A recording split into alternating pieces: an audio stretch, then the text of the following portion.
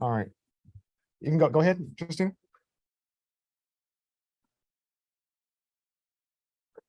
So what do you guys know about blockchain? I want to know when I say the word blockchain, what word comes to you? Can anybody give me a word? Chain? Chain? Anybody else? Transparency? Ledger, yes. So it's a decentralized immutable ledger. That's really the definition of a blockchain. But it's essentially a database. But the difference between blockchain and database is that, like you said, blockchain is a chain. So all the information is actually linked together so that it has more security. And the next slide goes over all the parameters regarding the blockchain. So it's decentralized, right? It's not stored in one place, so it doesn't have one central point of attack.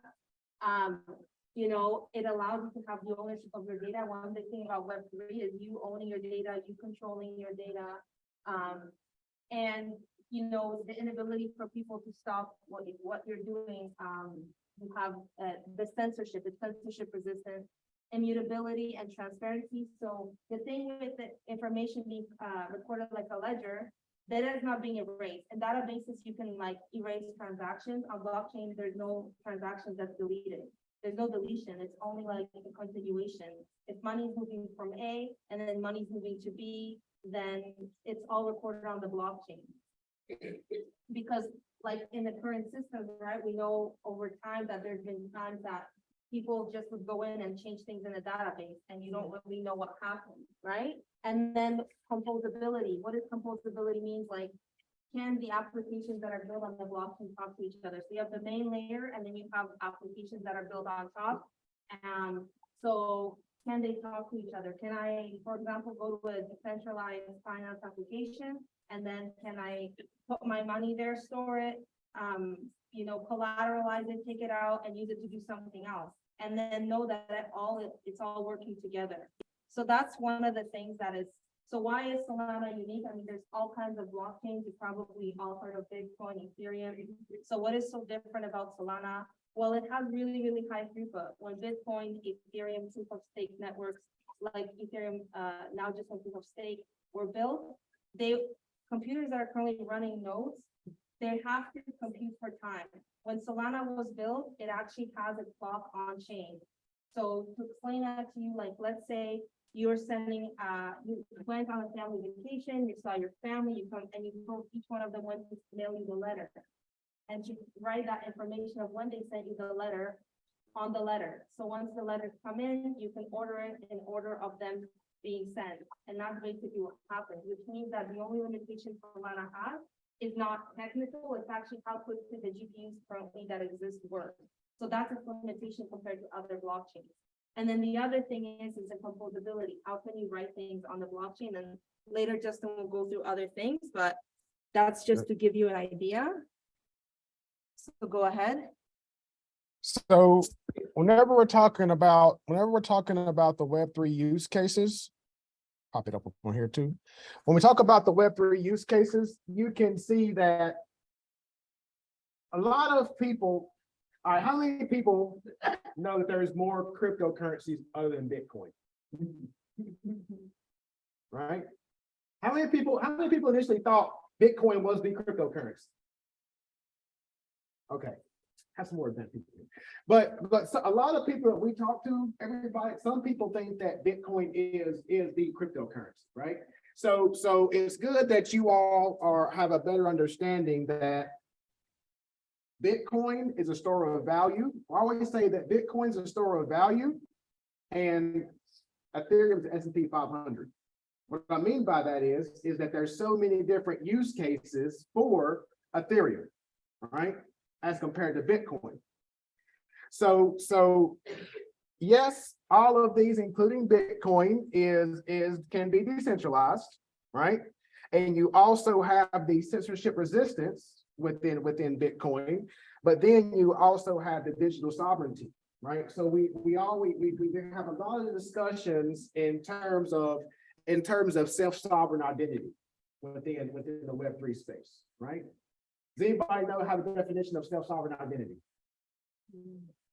Go ahead. It's yours. No one and take it to look into it from this there. Right.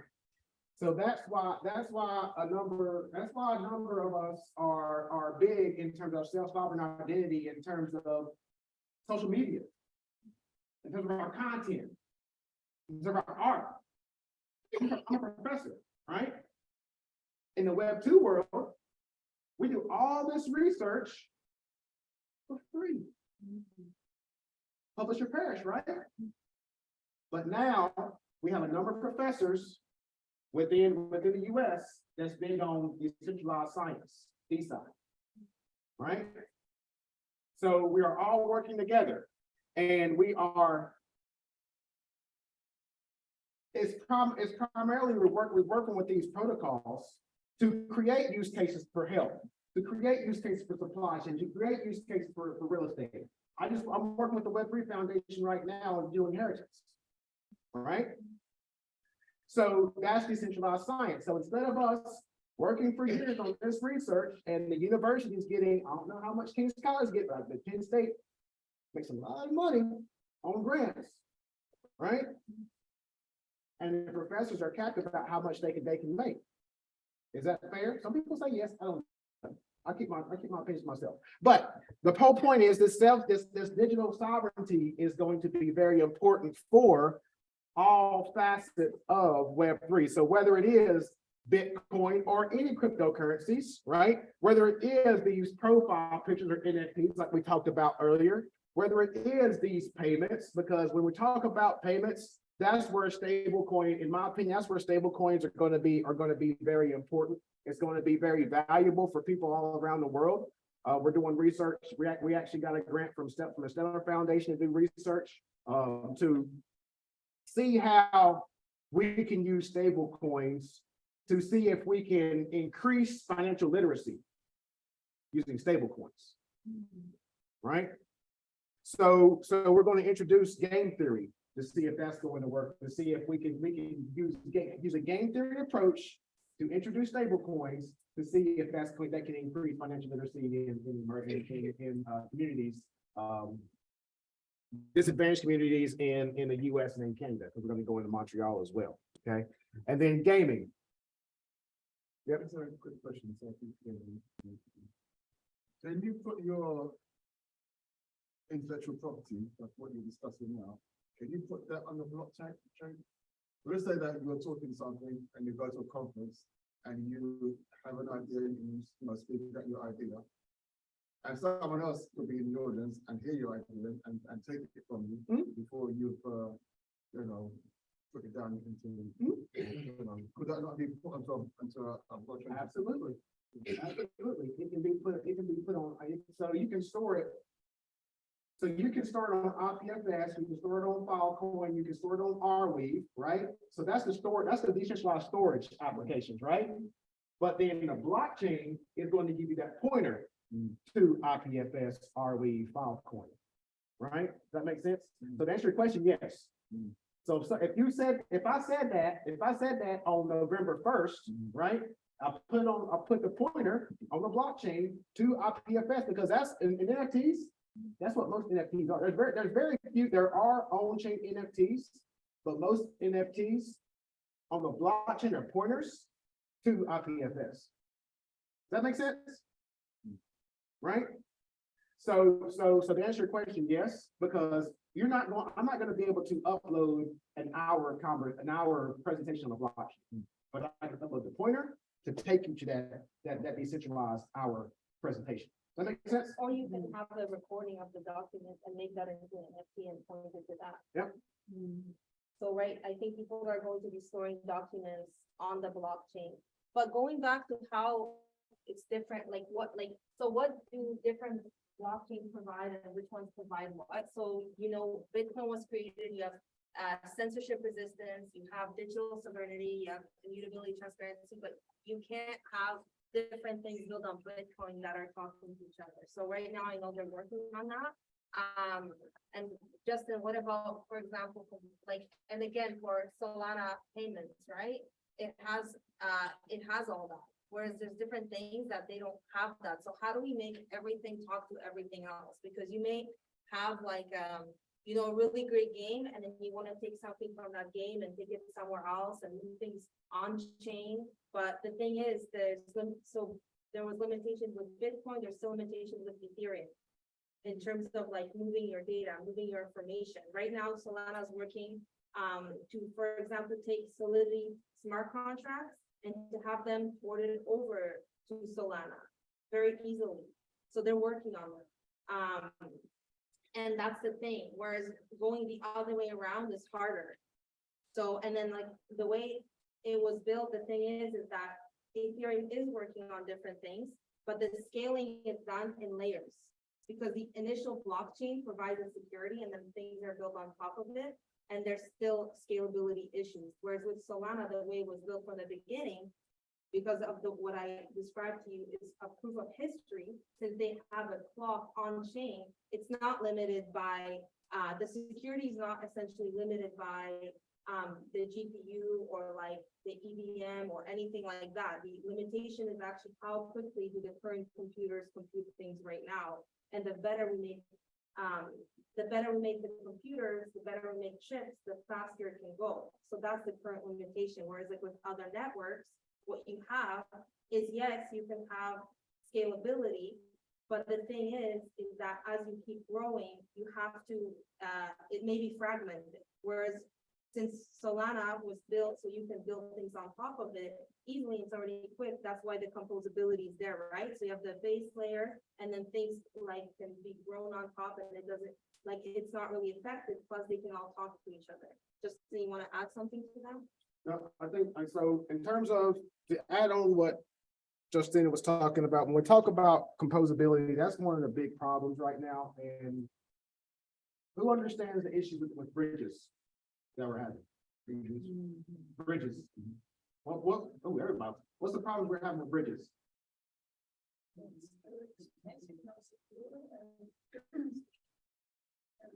So securities, yeah, what else? Yeah.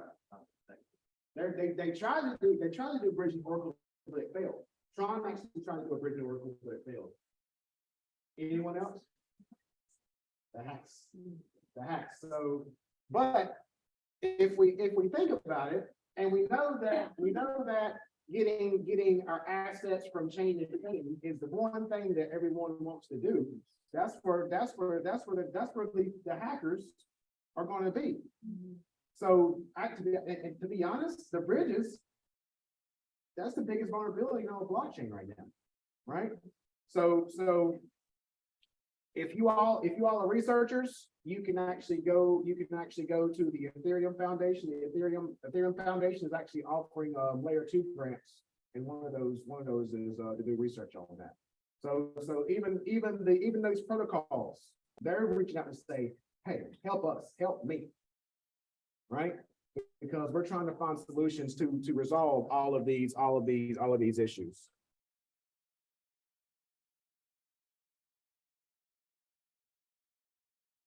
Yes. Sorry, before we move to the next part, does anyone have any specific guidance requirements for? Garen, we're like two slides away, maybe 5 minutes. That's fine. We're good? All right.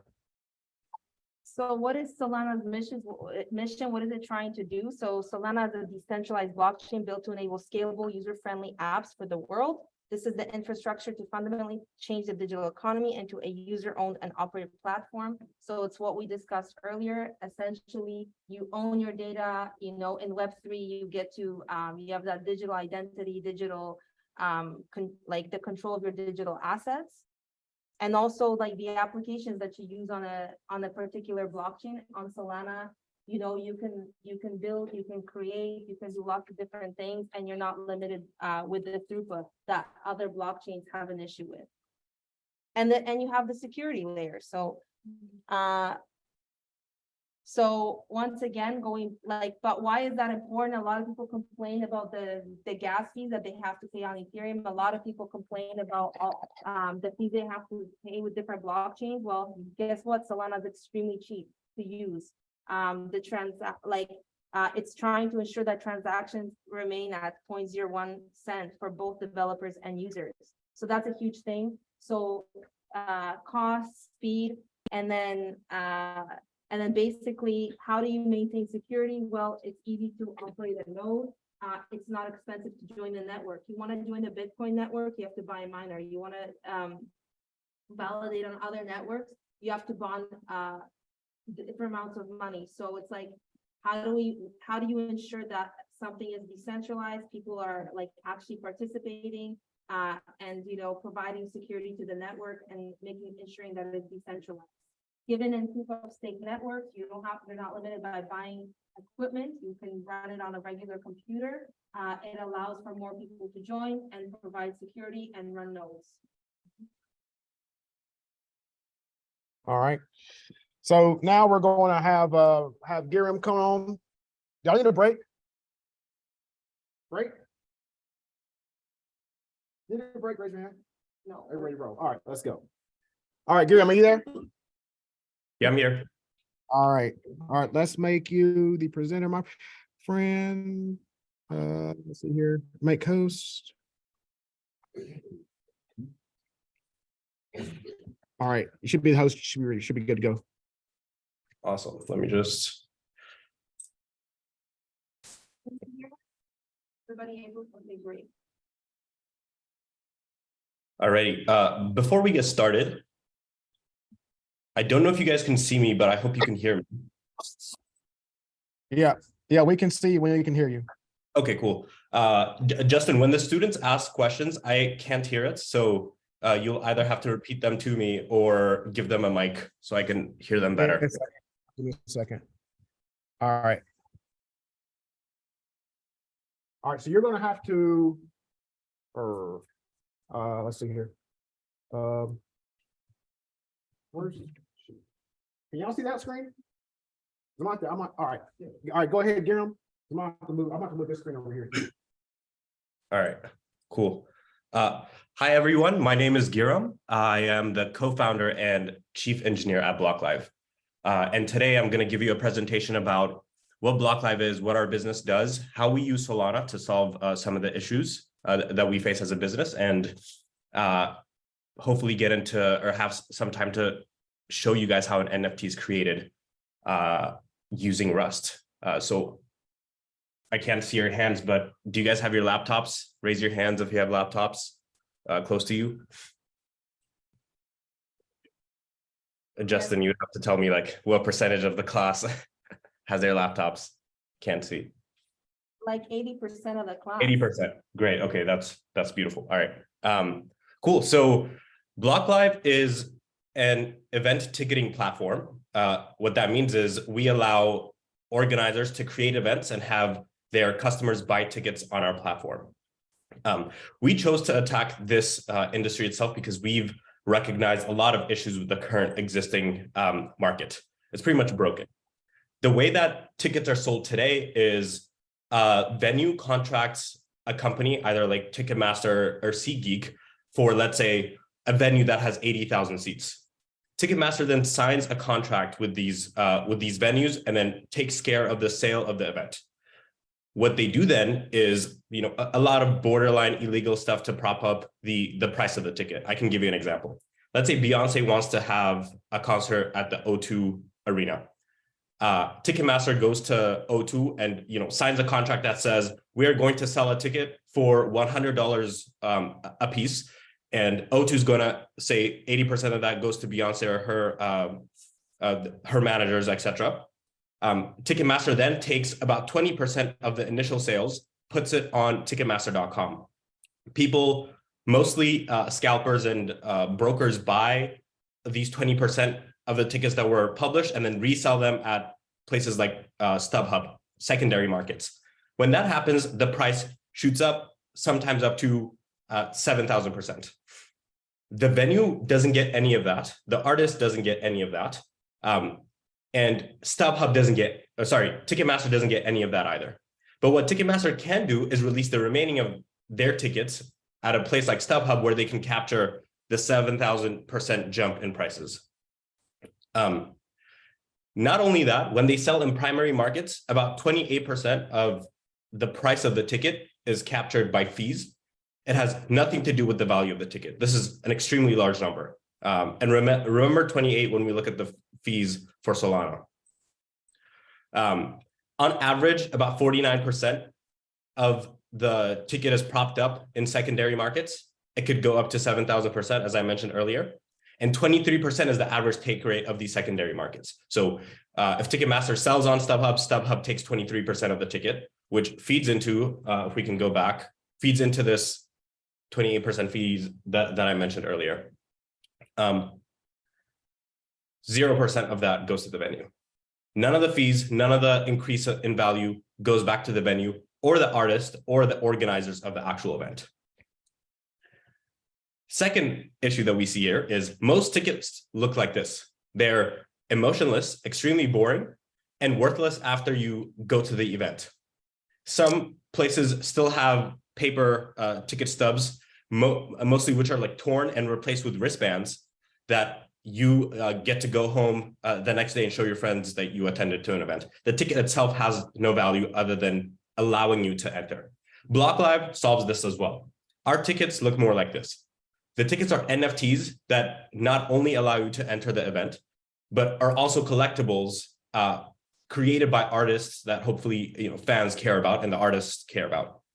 More than just the value of you being able to enter an event, these also have monetary value. You can sell them at a secondary market just for the art, even after the event, or you can hold it to show people that you're loyal fans of a certain artist, or you've been to all of the Manchester United games, for example. These are the fees on Solana. So on the right side, if you choose to create an event completely on Solana, you pay a negligible amount. Like we could just call this zero. It's pretty much free to create an event. But if you choose to go with our fiat solution, you would have to pay 2.9% in fees to Stripe, which is a payments processing company. This is nothing compared to the 28% fees that you saw earlier. So even if we went with the worst case for Block Live, 2.9% is 10% of the 28 that StubHub and Ticketmaster and all these places charge. So extremely cheap, much better for customers is what Block Live is doing. This is the team. There's 5 of us now, 4 other guys that are making this happen. And we were also the winner of a Solana Summer Camp Hackathon for the mobile track. All right, that's before we go into live coding. If we have any questions about the company and what we do, I'll take them now.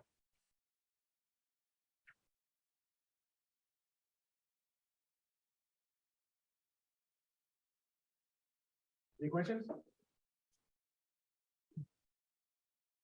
Nope. All right. All right, no questions. Go ahead. All right, everyone pull your laptops out. Say again?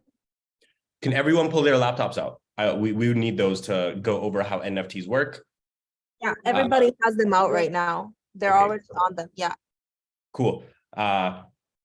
We will spend about 10 minutes installing all of the stuff that you need. Can everyone see this Post-it note? Nice. Did everyone see that?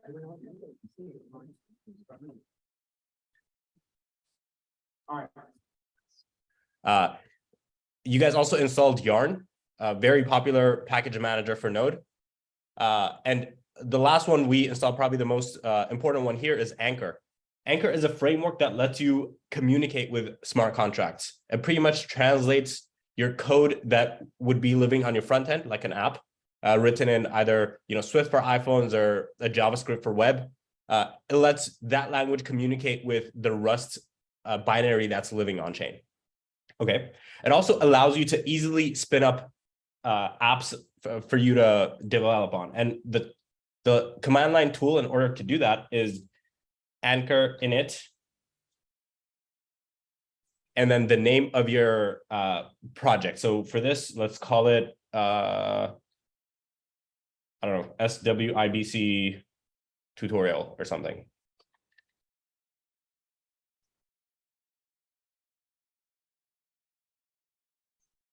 I've already installed it, but you guys should see, Anchor working and it creating a thing for you. Thumbs up if that has happened. Thumbs up. I'll say a thumbs up.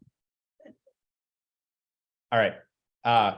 Before we get into writing the app itself, let's just use the SPL token CLI to create an NFT. And then Can you turn your desktop up? Can you turn your volume up any? turn my what up? Your volume. I don't know if I can do that from my end. Okay, I know we're on max too, so. All right, keep going. I'll try to be as loud as I can. All right. Cool. Let's just create NFTs straight from our CLI using the base programs that come with Solana CLI, and then we'll write code to custom make NFTs for ourselves. So from your CLI, the first thing I want you to do is type in SPL-token space create-token, 2 dashes, decimal, and then 0. What this is saying is, hey, Solana, create me a token, but make sure there's no like denominations on it, right? So if you're buying something with dollars, there's 2 decimal points of a denomination. You can buy something for $1 or $1, 1 cent. Pretty much what this is saying is after the decimal points, there could be 2 numbers if you're buying with dollars. If it's an NFT, you don't want to have 0.5 of an NFT. You only want 1 or some natural number of NFTs. This is telling Solana, do not create any point something of this NFT. Decimal, sorry, not decimal.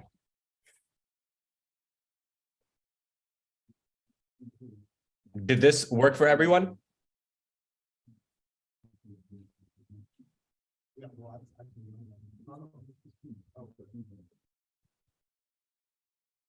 Thumbs up? Are we good? Great. This over here is the address of the NFT that you created. However, there's no account that holds it just yet. What we'll do next is create an account that can hold this NFT.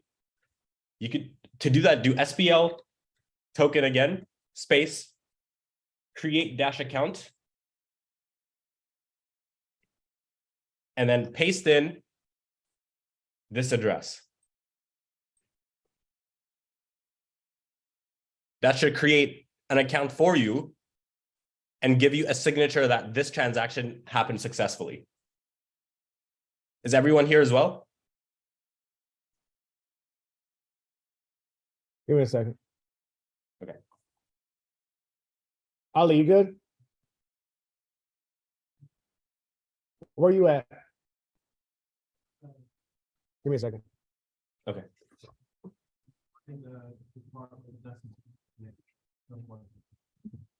All right, can you come up here real quick?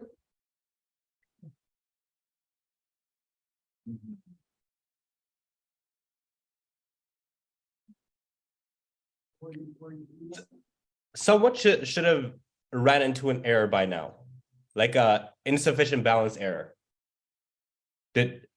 Has anyone run into that error yet? Area, guys, Huh? go ahead, Kieran. Okay. Can everyone do Solana space balance for me real quick? What number shows up? Everyone should see a 0.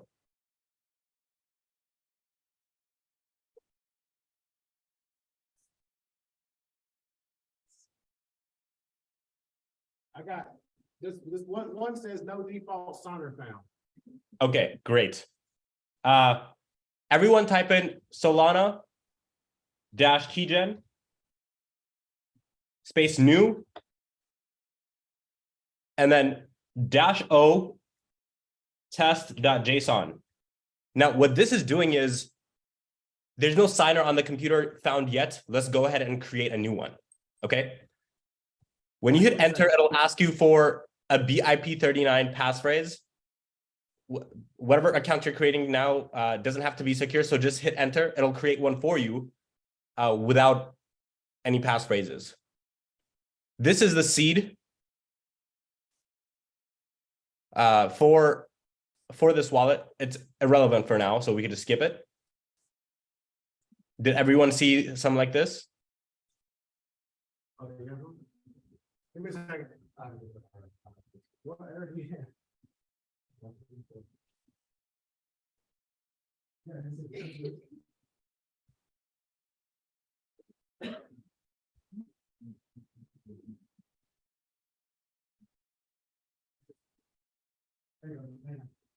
Now you have, we have the pass grade, we have the pass key, we have the pub key, all right, we're good.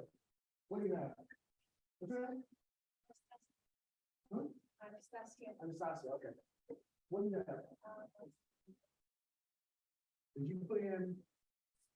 Did you go to the desktop? Slide, keep it? Who else did that? So do you have? All right, can we continue? We're just checking with the class here, hold on. Okay, cool. If people go to their desktops, they should be able to see a test.json file.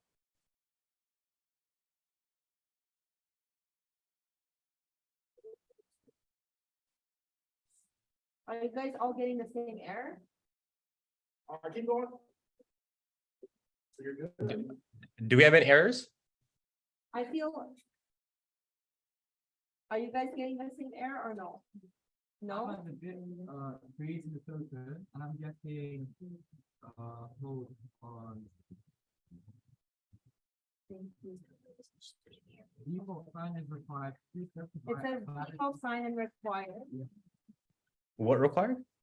Getting an error, default sign in required. Yeah, you shouldn't have seen that for the key gen 1. So we were trying to create a wallet to be a signer. Did you get that error on this line as well? Hold on, we're asking the question. Okay.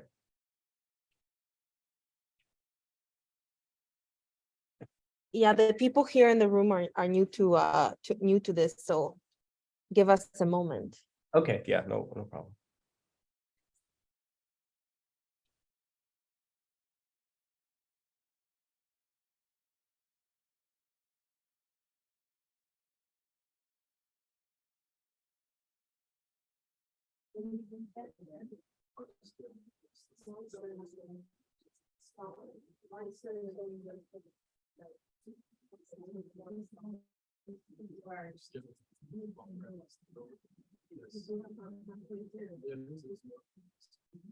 Wait, so what line are you on?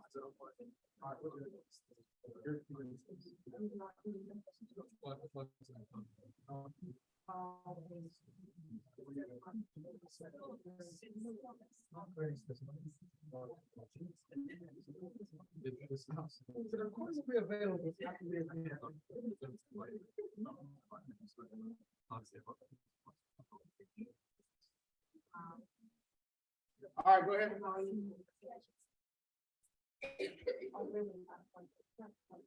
All right, Gary. Are we good? Yes. All right, everyone do Solana balance for me. You should still see that error, like default sign or not, whatever. If that's the case, type in Solana config sets -- key pair, and then you would have to go to the path where that test JSON was put in. So for me, it'll be users, the name of my user, desktop, and then test.json. Hit enter. You should see key pair path to whatever JSON that you set it to.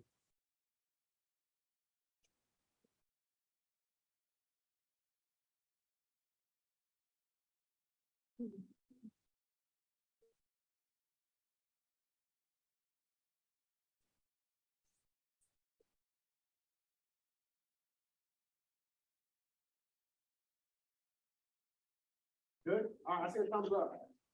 Awesome. Now, if you do Solana balance, you should see 0 souls.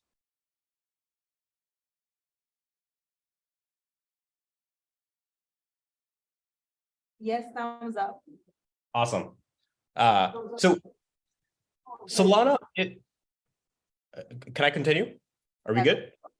Yeah. Awesome.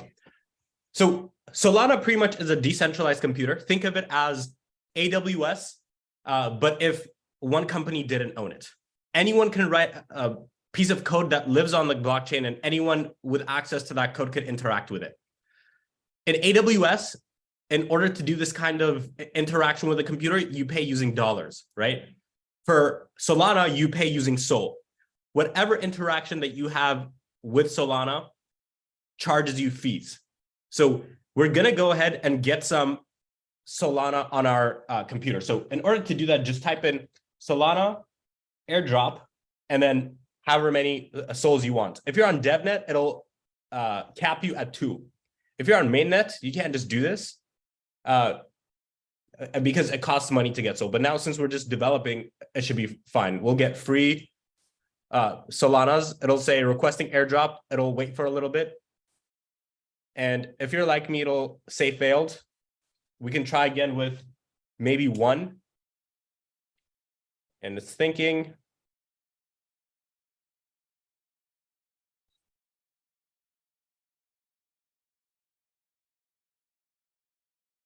All right, let's see if this will go through.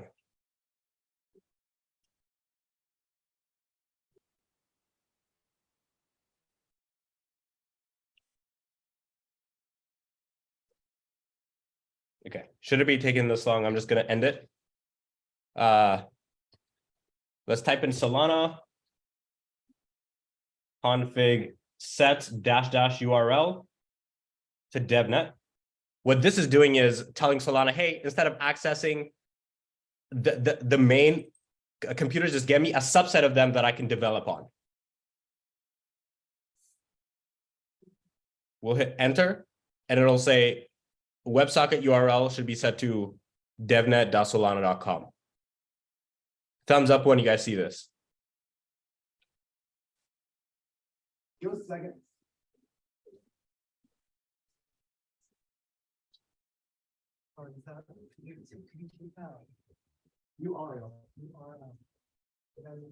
URL slash space dev.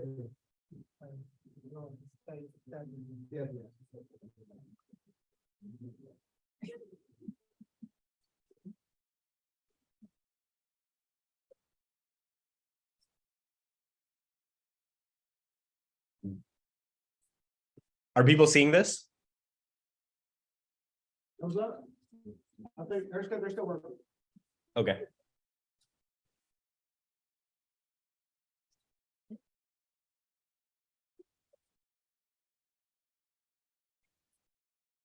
All right, thumbs up. Great. Let's try the airdrop one more time.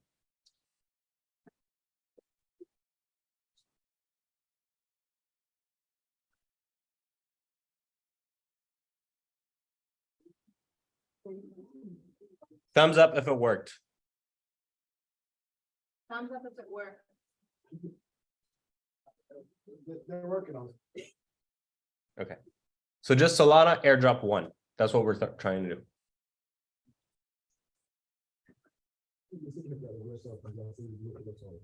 Huh? What would you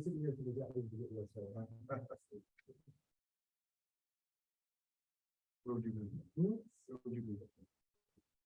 I bought SBS townhouse in the Bahamas.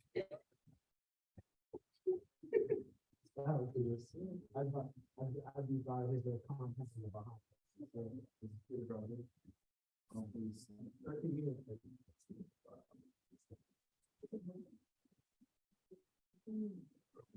Thumbs up. I get the same error when I try to input 2 sol. I get the same error with 1 sol, even though on the div. They're getting the same error with 1 sol as for 2 sol. Same. Yeah, they're getting the error when they put 1 sol, the same one as when you put in the two sol error. It's the same one. Are they on? Are you guys on DevNet? Are you on DevNet? WebSocket URL API.dev, yes. Yeah, on DevNet. Okay, that's weird. Can you try doing 0.1? Try doing 0.1.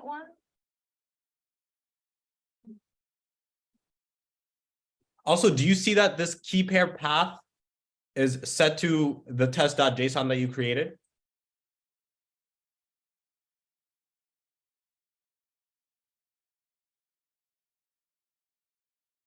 Yeah, Yes, yes, yes, thumbs yeah, up. I'm saying thumbs up. Did it go through? Yes, All right, I think 0.1 should be enough for now. Let's just work with that. All right, I think that should be enough. If everyone has 0.1, that should be enough. We can get more. I can also show you another way of getting souls on DevNet. So type in Solana dash keygen pub key, and it'll give you some random set of letters and numbers. Thumbs up if you see that.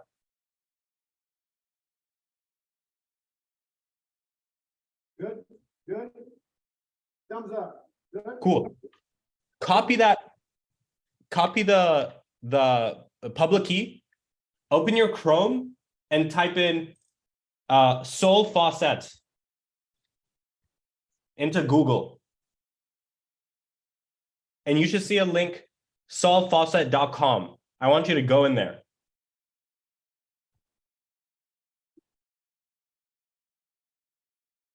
Wherever it says enter Solana account address, just paste in Say, you said, what you want to go, what you want to go and say? Sol Faucet. So go to this URL on Chrome or any browser.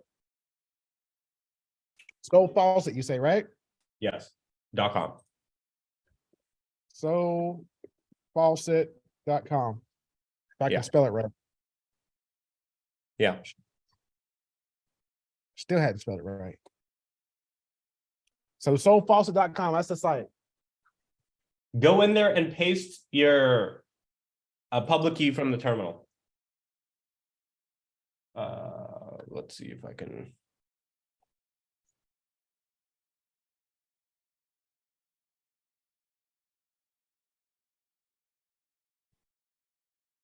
So it should look something like this. Oh, man. All right. All right, once you paste it in, click this blue button, DevNet. And it might error out the first time. Try it again. Oh, wow. Solana is really not working today.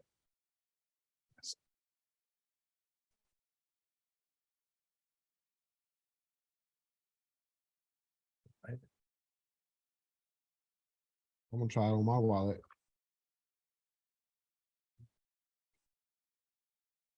Boom. Copy. I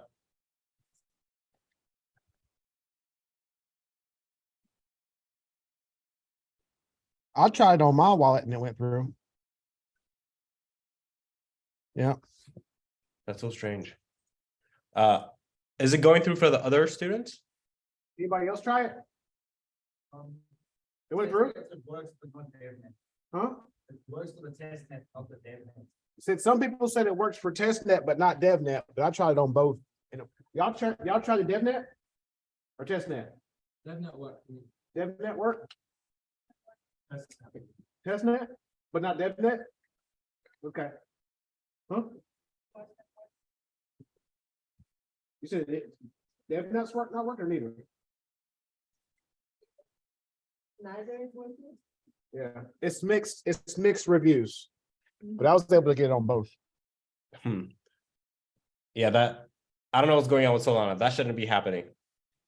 But if you do Sol balance and if you have any number greater than 0, even if it's 0.1, well, we can continue.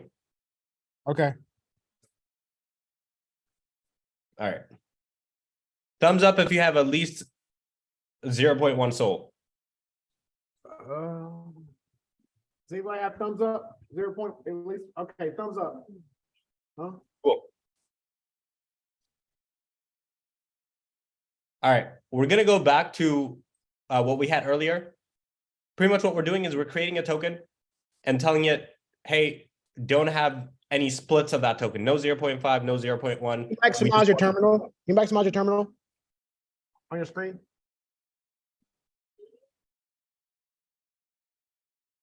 How's that? Say again? How's that? Yeah, that's better. All right, cool. We're creating the token. Oh, I think we've already done this. Let's see.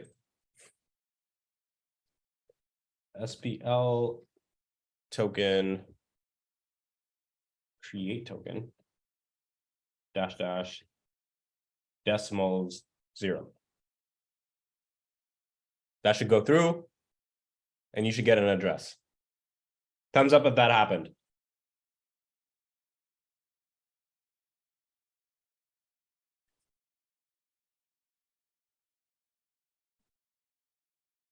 Thumbs up, good. All right. Cool. Now that we created the token, we'll create an account that can hold the token. So this will be SPL-token space create dash account. And then paste in this address as an argument to the CLI, hit enter. And it should go through. It'll give you the account and a signature. Thumbs up if this happened. All right. Thumbs up. Thumbs up. All right. All right, cool. Now let's go see on SoulScan, and I'll tell you what SoulScan is, if this account was actually created. Go to your Chrome and type in soulscan.io.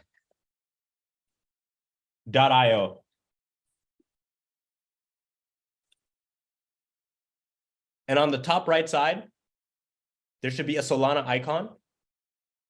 Click it and then go to DevNet, which is the third argument there. Look at that. Soulscan.io and then top right hand corner. You should go to DevNet. Once that happens, I want you to paste in the account that was just created and then click search.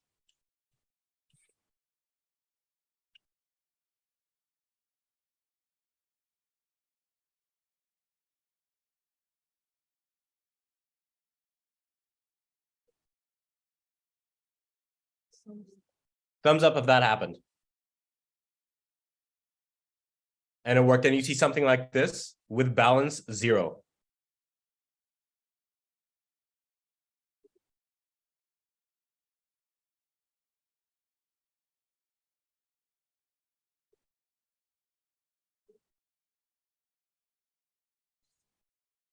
Are we good? Sorry. Yeah. So the box is the full stack. Like, is that right? How it is?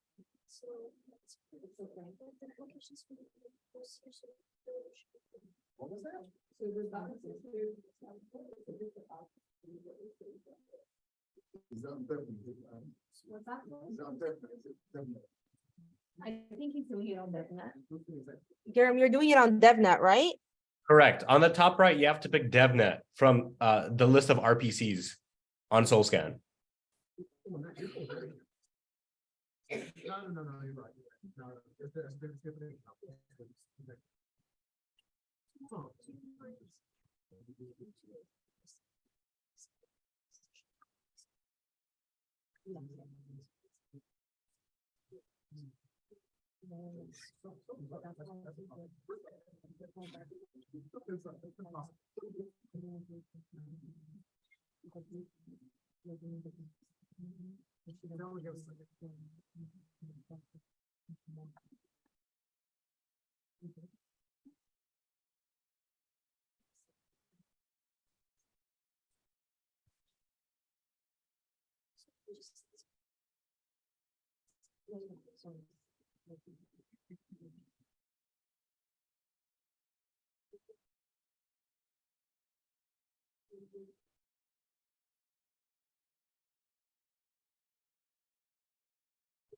Let's take, we'll look at that,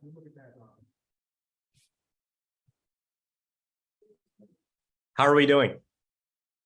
How are we doing? We're good. All right, cool. So you should see a 0 on the balance entry. What that means is, although we have an account and it holds this SPL token, so if you went back to your terminal and saw the accounts, mine starts with 3ZG, sorry. That should be the same account over here. My SPL token, or the token that I created, had address that started with 2NH. And if I went to the SPL token address, it should be 2NH. Once you verify that, we can go back to the terminal and then mint this token. In order to do that, you say SPL-token space mint, and then the token address. So the 2NH one, not the token account. You want to do the token address. Oh, and we're minting 1. So mint 1 token of this address. Hit enter. The recipient is 3ZG, so the same account that we created earlier. It could be anyone. So you could do 1 and then recipient and whoever you want to send the token to, you could also do that. But we're not going to do that. We'll send it to our own wallets, then go back to SolScan and refresh. And you should see a balance of 1.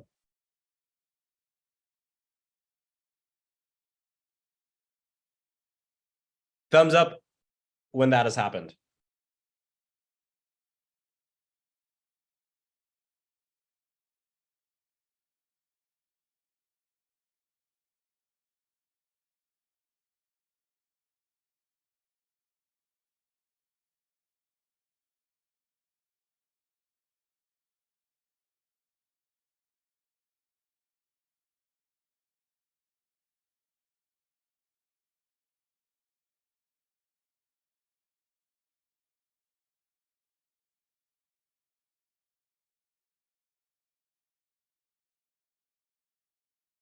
How are we doing?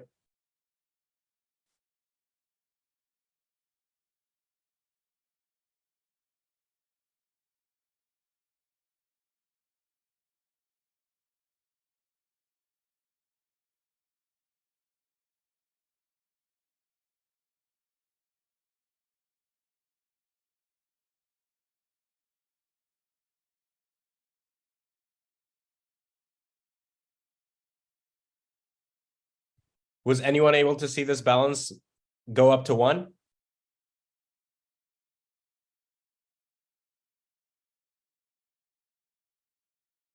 You might be muted, by the way. I can't hear anything.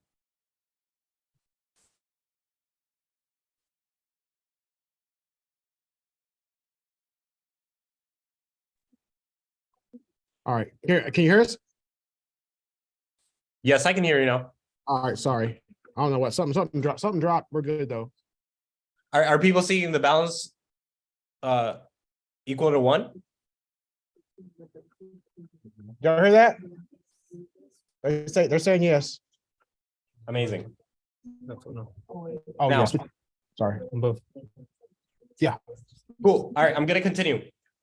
With what we have currently, I can continue like minting tokens as many times as I want.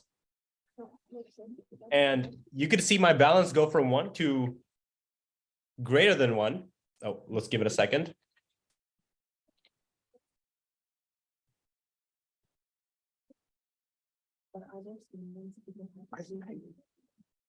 There we go. It's like going to 2, going to 3. If you have an NFT, you do not want this to happen. You only want 1 token available for each address. In order to do that, you must disable the mint. Warning, this isn't something you can reverse. So once you disable the mint, you can't bring it back. And the command in order to do that is SPL-token space authorize space again, put in your token address, and then pass in the argument mint -- disable. What this is saying is, hey, I've already minted as many NFTs as I want. Let's disable minting from now on.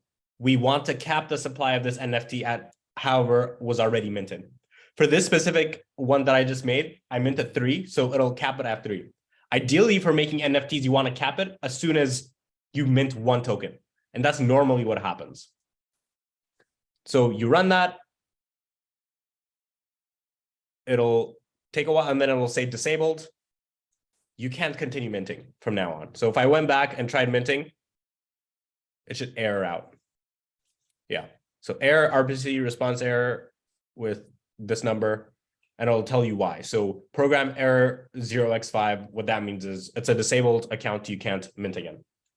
Thumbs up if this has happened.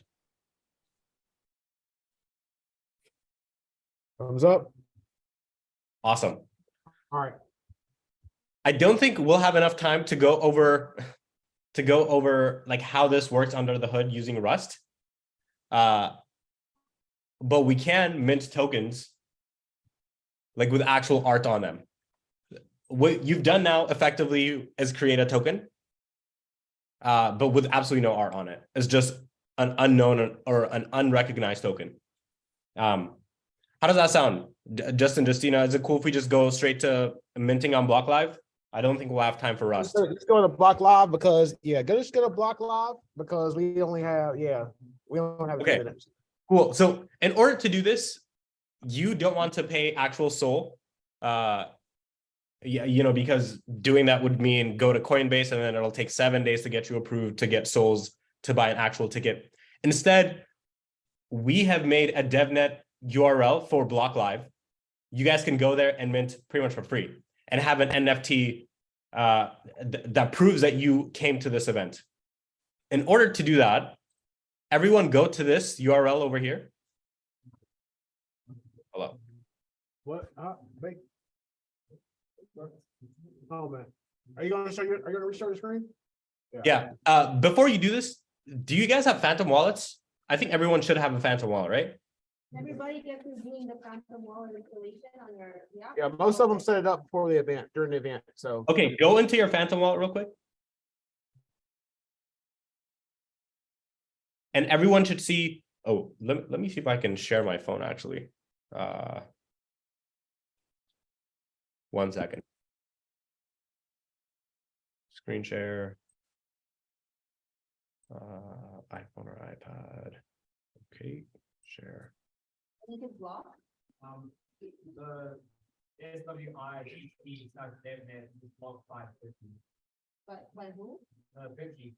When you do bit.ly / the thing is blocked by them.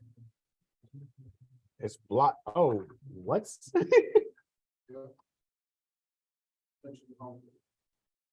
that's interesting.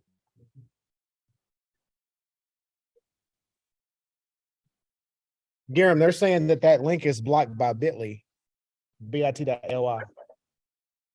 What? For real? Yeah, that's what I said. Oh no. That's not nice. Let me.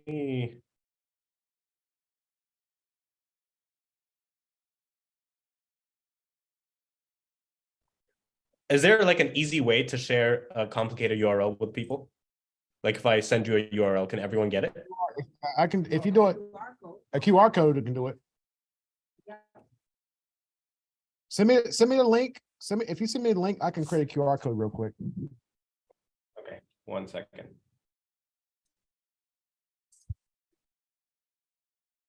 Wow, I can't believe they blocked us though.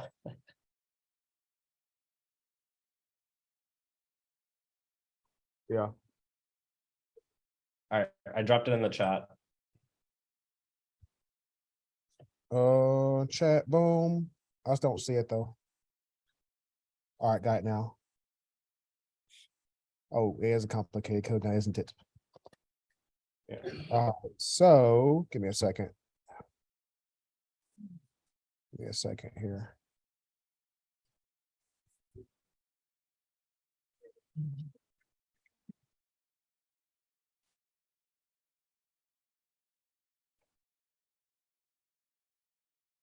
Yeah, so while Justin is doing this, can everyone go into their Phantom wallet real quick?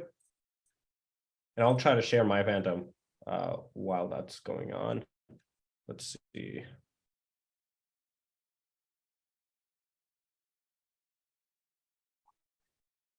Okay, seems like I can't share my iPhone. So inside Phantom, everyone should see wallet 1 at the top. Thumbs up if everyone sees wallet 1. Yep, we got this. Okay, cool.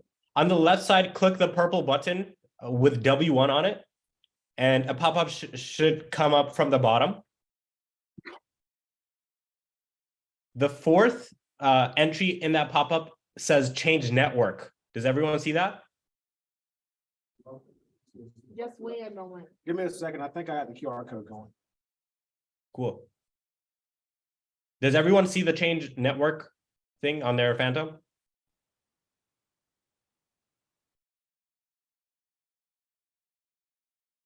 You guys see it?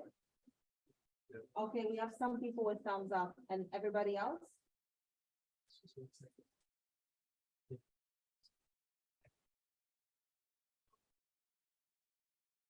So the step is open Phantom. On the top left, you should see a purple W1. Click it. And then there should, like the fourth entry on that pop-up should be change network.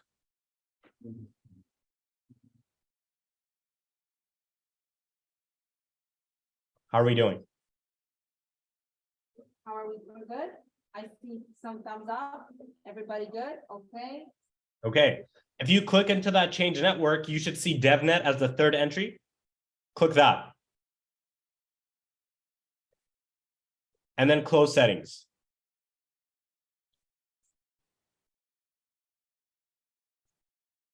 Thumbs up if we're good. Now, if you go back to the settings, it should say change network DevNet instead of mainnet beta.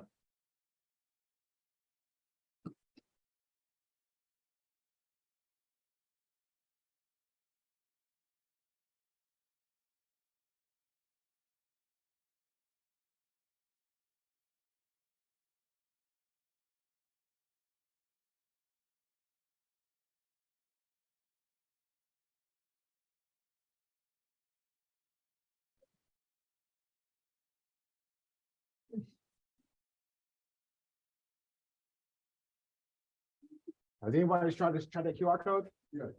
It works? Go to your website, right? Go to your website. Yeah. Yeah. All right, so I just uploaded a QR code here. You know what? Let me take it. I'm gonna take presentation back and then you will be able to see it. Reclaim host. Share screen. You were done presenting, right? Or no? Yeah, I think I should be done. I'll get it back to you. So there's a QR code. So that should take you to the dev network. All right. All right, go ahead, Gary. Because we got the QR code. Does everyone see the block live? So copy that URL. Do you guys like see the URL on Chrome? Just copy it and go back to Phantom.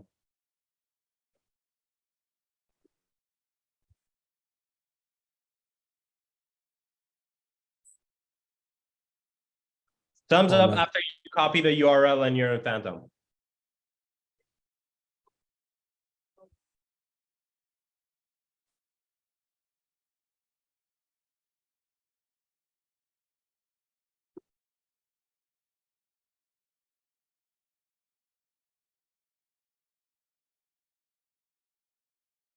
All right, we're good. Cool.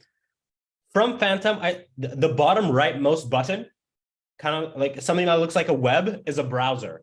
It's a browser inside Phantom. When you click it, you should see a search bar at the top that says search or enter website. I want you to paste the link in there.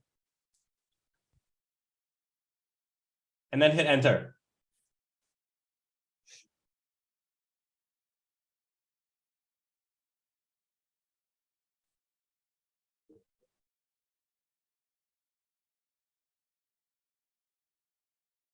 Thumbs up after that's done. You good? We see thumbs up. Cool. Do you guys see a connect wallet button at the top right, I want you to click it. Go ahead. And then continue with, it'll say Phantom wants to connect to Block Live, disapprove. And then we should be good to go.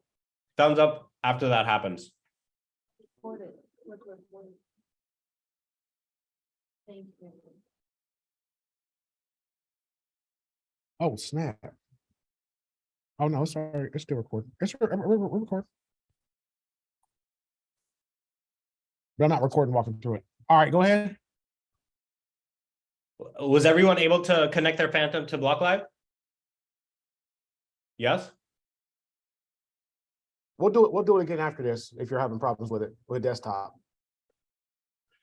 If you're on desktop, you could go straight to the link that maybe Justin will share with you. Yeah. But most of them are doing it. Most of them are doing it on their phones. Their looks phone? like. Okay, Yeah. there should be enough NFTs for everyone, so it's fine. Even after the event is over, you guys can check. Yeah. Okay, so are we good? Are people connected to their wallet? Like, is everyone's wallet connected to Block Live? Connected to the Block Live? Yes. Yes, okay, good. All right, now go to the first entry. You should see Women in Blockchain Canada and SciTech Solana College Tour. Just click it. And you should see a big purple button that says claim. Is everyone seeing this?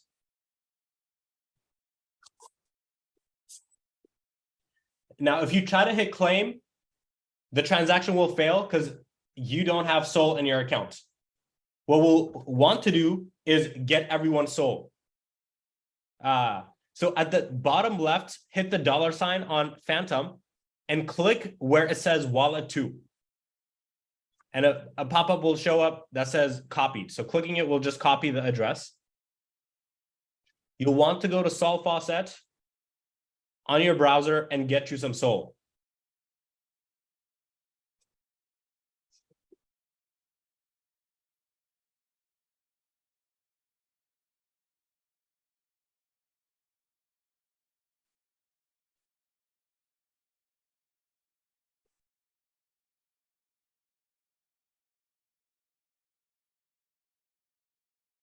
How are we with the copying? Everybody good? Oh man, I'm trying to start from scratch real quick.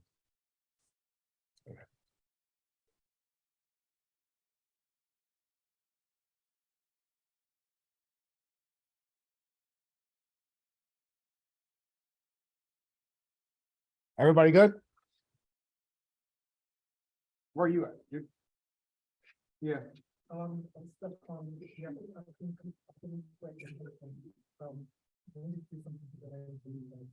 Okay.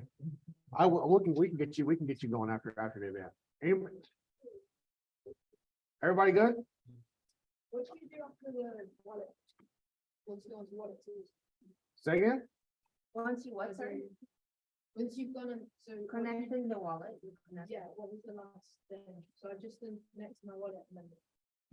So Garam, she connected the wallet, and what's the next step? You'll want to get Solana inside your account so you can pay for the transaction On the Okay. test So- net. on DevNet. On DevNet, yeah. Yeah. So what you do is the bottom left button on Phantom should be a $. I want you to click it.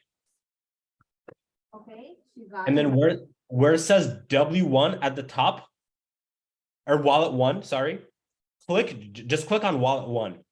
Or like there should be 8 random letters / numbers. Just click on that and something will pop up saying copied. Oh, you want me to go here? So click on the $ and then copy the wallet address. Yep. Got it? Yeah. Got it? Now go to Chrome or Safari or whatever. Type in solfaucet.com and paste in the address that you just copied. Okay, there we go. So they're gonna airdrop you that. Gonna airdrop free SOL.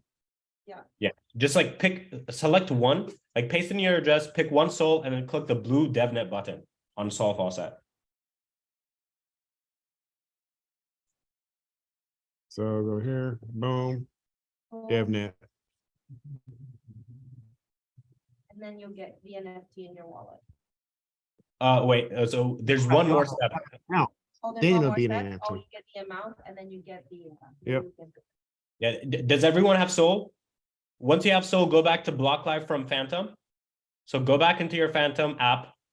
The bottom right button is the browser where you left off earlier. Click in to the Women in Blockchain event.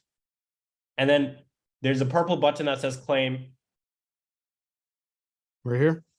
right there. Just click Yep. it. And then it'll start rotating. It'll ask you to approve. Already approved that one. So that's why I'm getting an error message. Wait. You have to be in DevNet, Justin. So go to your Phantom extension. So yeah, there you go. Click that. And then click W2 on the left. Yeah, and then developer settings. So the second to last. Change network. Oh, shoot. Yeah, the first one. And then DevNet. DevNet. There you go. Now try clicking claim again. Boom. Yeah. So it'll spin. It'll ask you to approve the transaction. Just approve it. It'll continue spinning. And then congratulations. You now have an NFT on Solana DevNet. There you go. Yeah. Now, if you go back to your Phantom Yep. Go here. and then the 4 dots, click the 4. It'll spin. And then that's your NFT. Mhm. Mhm. If you click on it, it'll tell you, you can see at the bottom, if you scroll down, you see how it says checked in, no? Whenever you come to an event, there's going to be a QR code. And then you just show this NFT or scan the QR code that you'll see at the door, and the checked in will turn to yes, which proves that you came to the event. There's no one that could say you didn't go to an event if your NFT, says yes. It's just written in stone. It can never change. On chain. It's on chain. Correct. Everybody was able to do that? Did everyone claim an NFT? It's telling you insufficient funds. Oh, if it says insufficient funds, it's because you didn't go to Sol Faucet and get some Sol. So you'll want to copy your wallet address, go to Sol Faucet and get you some Sol. So he's saying, yeah.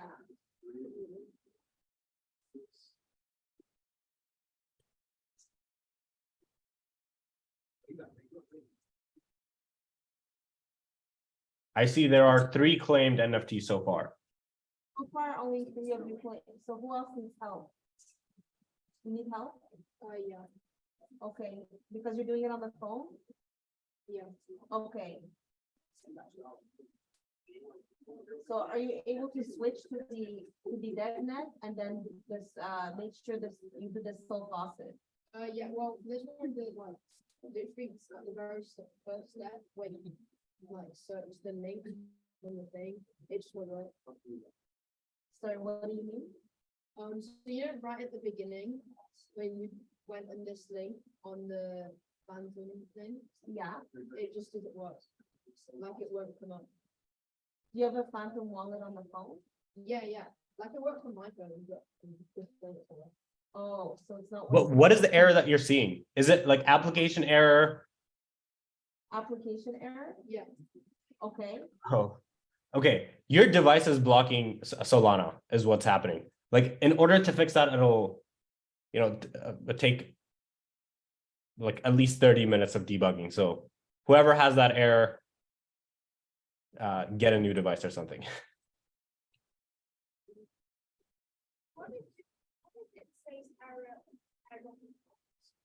Is more than one person experiencing this? Airdropping funds. Did you do the other steps beforehand to get those? The first steps are linked to these steps, right? So they do the first steps to drop those funds, right? If they didn't do it, they wouldn't be able to get them airdropped.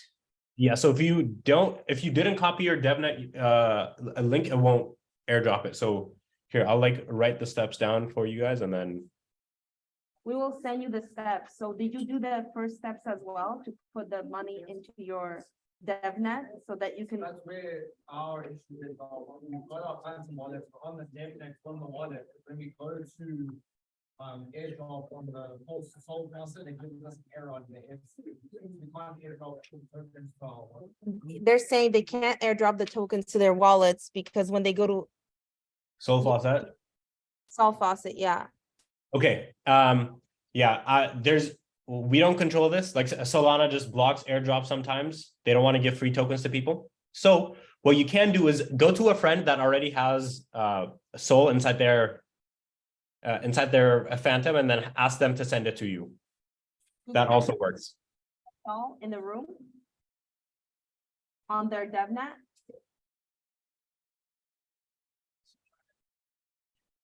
We're trying to figure it out. Give us a sec. Okay. Help them send it over.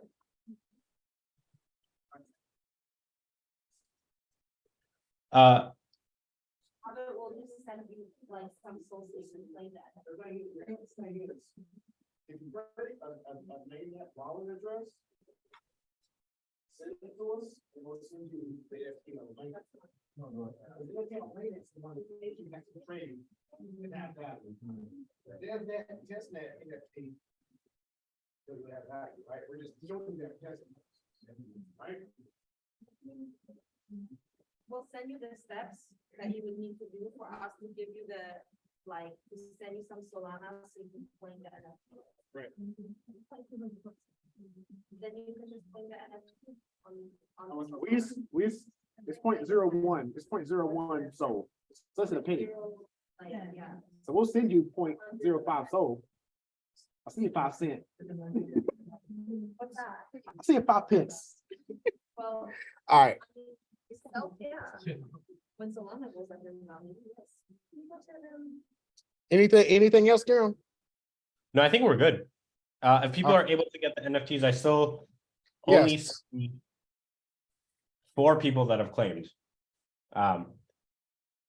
Yeah, so closing statement is like the biggest reason why people aren't using blockchain is because of these issues that we came across today. It's very difficult to get Sol to interact with the blockchain, and people need to put in work to make this seamless. What we're doing at BlockLive is exactly that for purchasing NFTs.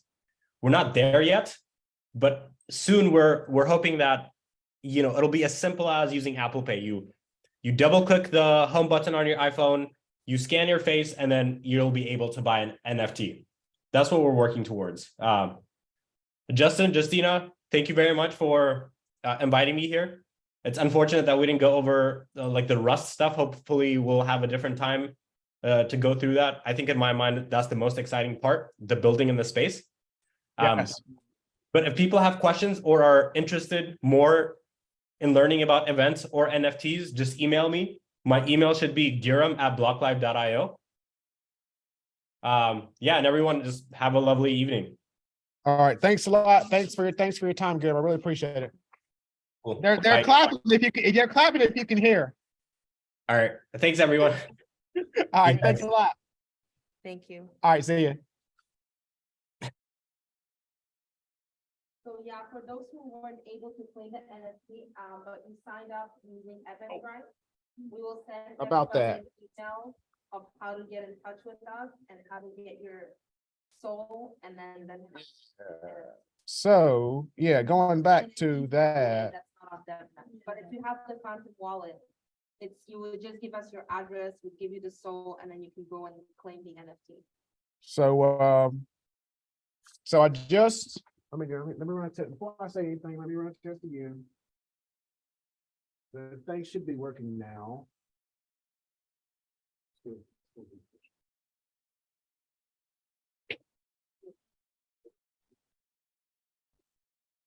All right, so yeah, so So now it should work. that again, take a wallet. It's Solana type form, once again, once you add your address there, once you add your GitHub, let me know. And then send your salon address, to the other email. I'll bring it up. And then I'll actually airdrop you that NFT as well as the other NFT as well. So you get two NFTs if you airdrop the main address. So when we went, so there was a question that came up. Okay, why do we do DevNet and TestNet and LiveNet, right? Does anybody know? You don't wanna make a mistake with the live. Talking. Exactly.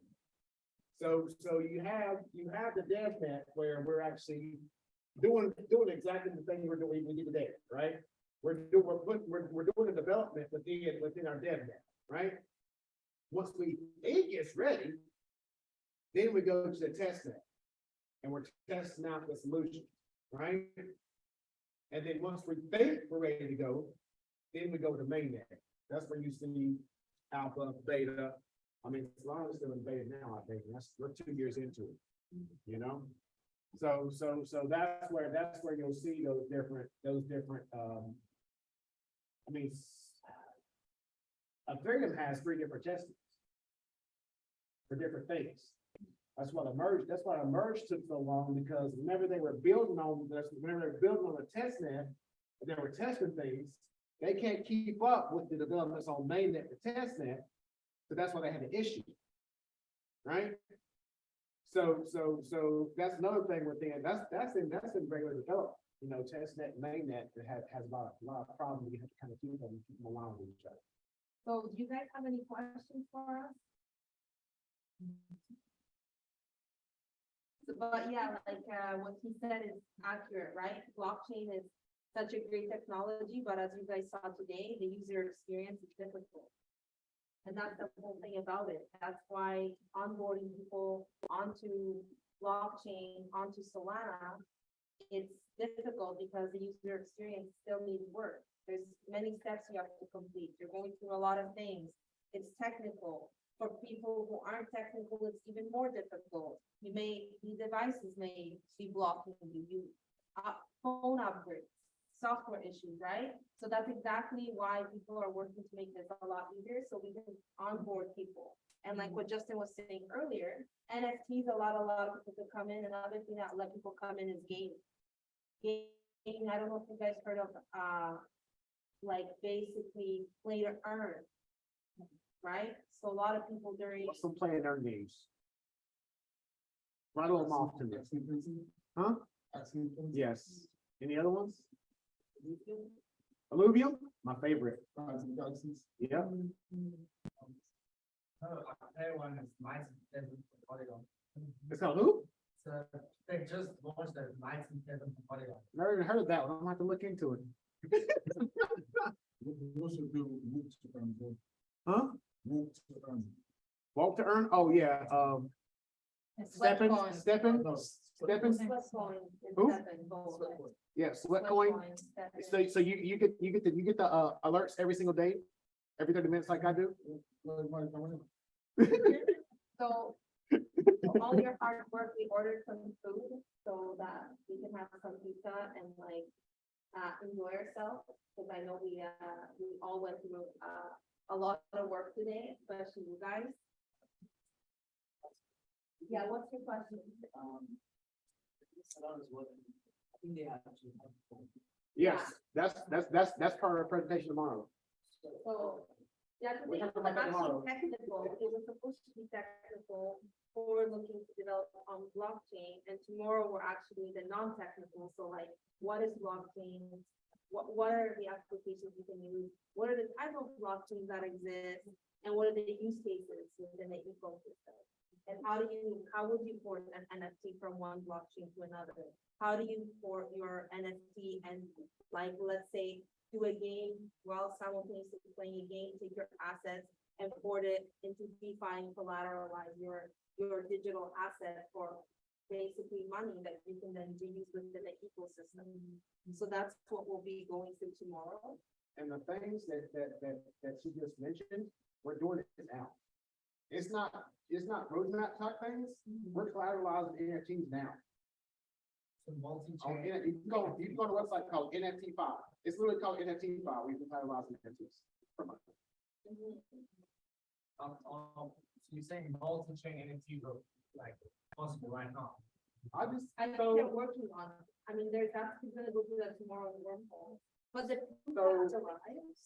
yeah, so we're actually, so whenever I shoot over those NFTs, in some cases, just for giggles, I minimum Venom. And then I put them over to Slime. Just for giggles, to see if I can do it. So you can go on wormhole right now and transfer ERC20s from Ethereum to Solana, I think Binance, and I think Venom. You can actually port over NFTs. You wrap the NFTs and then you port them from Ethereum to these different blockchains. And that's what we're gonna talk about tomorrow. So I just give you a preview. All right, so please get some of the swag. Got some KCL swag, got the culture of women, book bags with some 8 on them, and then a bunch of Solana shirts. Please grab it. Thank you. I hope to see everybody tomorrow. Tomorrow's gonna be a lot of fun. All right. I try to separate them as much as possible, so whenever you grab it, please see if it's men or women on this, because there are men with. If you have friends, grab them for your friends. Bags. Don't feel like carrying all those back to the States. Those things are heavy. If your company. Yeah. Well, they take my company and put in blockchain just in. I have some more, so I got these more shirts. And again, check them to make sure they're not. You're really saving a lot. No, you pay me. No. Here. Paid me. No, I'm figuring out. Guys, please take your blockchain slide as well, not just. Take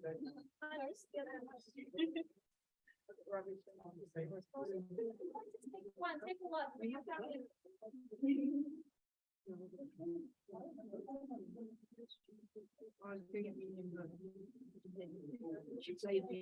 That's right.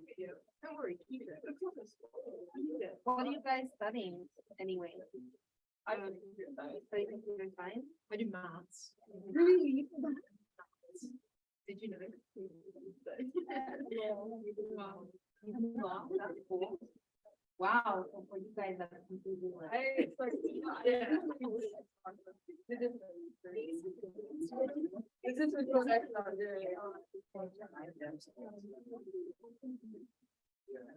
I'm just gonna get another one for you.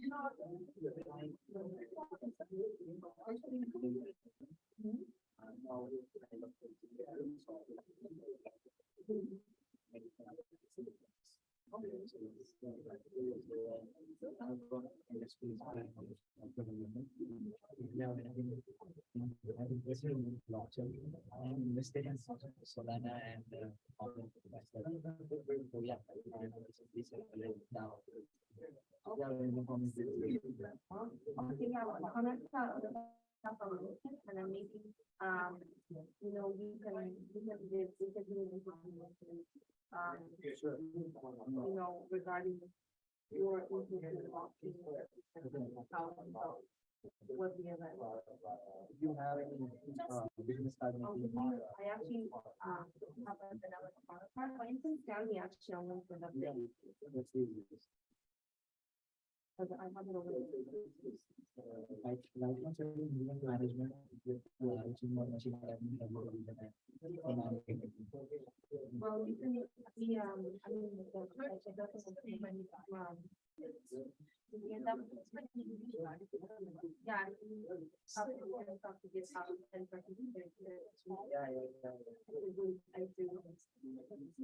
So, yeah. What should I ask about this? Yes, ask about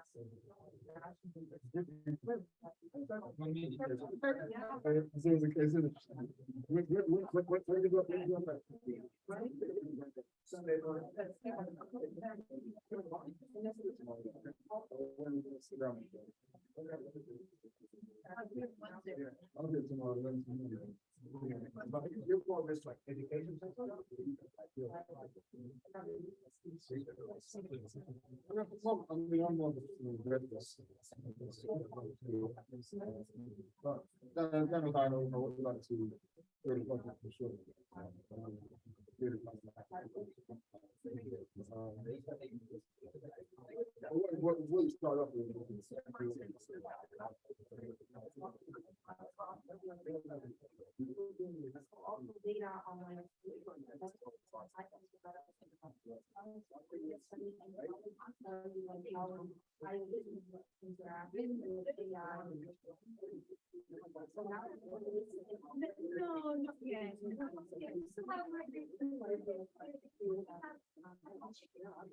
Thank you so much.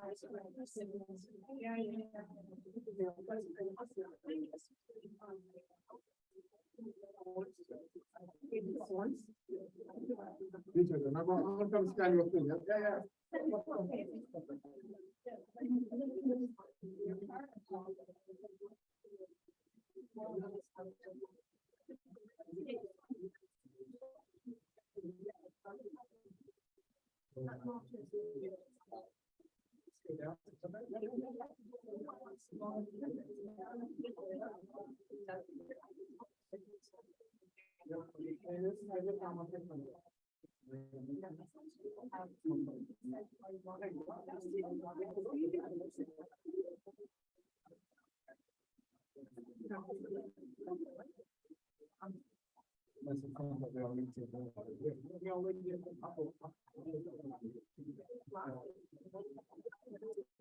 Everyone get the DJ, girl.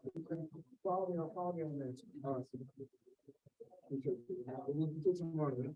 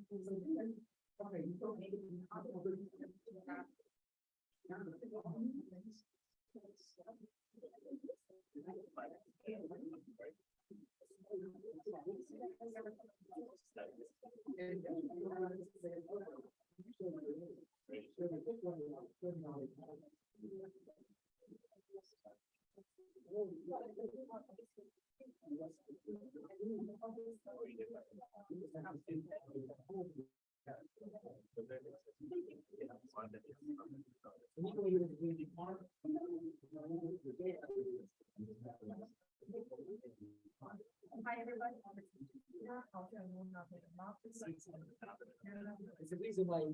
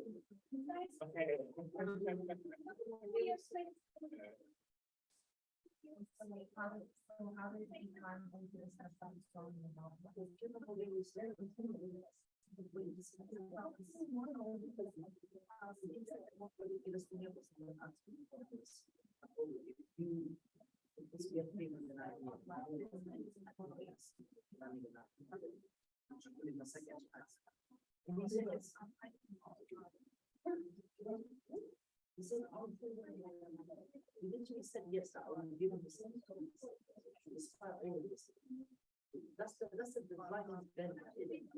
Yeah, instead of and I was like, going that whole thing, you said.